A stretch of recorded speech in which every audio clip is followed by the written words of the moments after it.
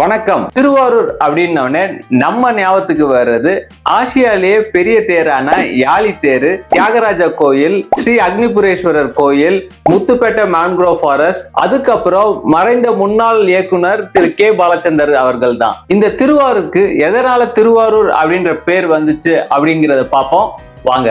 இந்த திருவாரூரை அரூர் அப்படின்னு தான் அழைச்சிட்டு இருந்திருக்காங்க. தேவாரம் அப்படின்ற ஒரு பக்தி பாடல்கள்ல இந்த திருக்கோயில் நகரத்தை போற்றணும் அப்படின்ற வகையில திரு அப்படின்ற ஒரு வார்த்தையை முன்னாடி சேர்த்திருக்காங்க மரியாதைக்காண்டி. அதனாலே இந்த ஊரோட பேர் திருவும் ஆரூரும் சேர்த்து திருவாரூர் அப்படின்னு அழைச்சிருக்காங்க. இந்த திருவாரூருக்கு சான்ஸ்கிரிட்ல ஸ்ரீநகரா அப்படின்னு அழைக்கிறாங்க.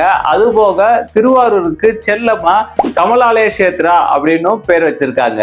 இந்த வீடியோ உங்களுக்கு பிடிச்சிருந்தா லைக் பண்ணுங்க. உங்களோட திருவாரூர் ஃப்ரெண்ட்ஸுக்கு இந்த வீடியோவை ஷேர் பண்ணிடுங்க.